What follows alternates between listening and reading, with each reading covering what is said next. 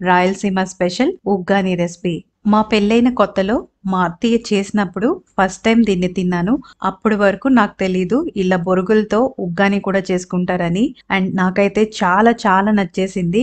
ఈ ఉగ్గానికి ఒక స్పెషల్ పొడిని వేసి చేసుకోవాలి.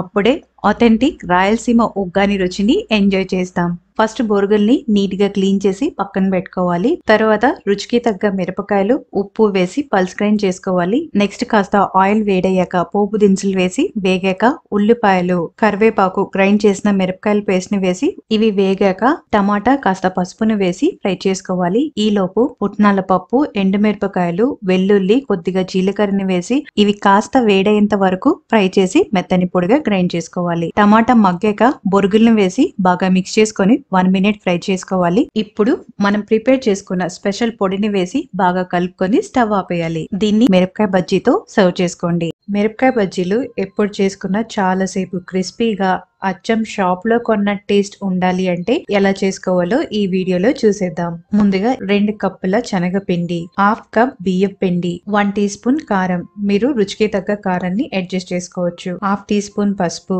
రుచికి తగ్గ ఉప్పు, 1/2 టీ స్పూన్ జీలకర్ర, 1/2 టీ స్పూన్ వాముని వేసి ఈ రెండింటిని నలిపి వేసుకోవాలి. వీటన్నిటిని ఒకసారి కలుపుకొని ఇందులో కొద్దిగా వాటర్ ని వేసి పిండిని ఈ కన్సిస్టెన్సీలో ఉండేలా చూసుకోండి. వీడియోలో చూపిస్తున్న విధంగా పిండి చేతికి ఇలా కోటింగ్ లా పట్టేటట్టుగా ఉండాలి. మరి పలుచగా కాకుండా మరి చిక్కగా కాకుండా ఈ విధంగా ఉండాలి. నెక్స్ట్ బజ్జీ మిరపకాయల్ని నీట్ గా క్లీన్ చేసుకొని లోపల పిక్కల్ని తీసేసి ఇలా 2 పీసెస్ గా కట్ చేసుకున్నాను. వీటిని పిండిలో ముంచి వేడివేడిగా కాగిన ఆయిల్ లో వేసి ఫ్రై చేసుకోవాలి. ఫస్ట్ 30 seconds కలపకుండా మీడియం ఫ్లేమ్ లో వీటిని ఫ్రై చేసుకొని తర్వాత హై ఫ్లేమ్ లో ఫ్రై చేసుకోవాలి. టేస్టీ మిరపకాయ బజ్జీలు రెడీ.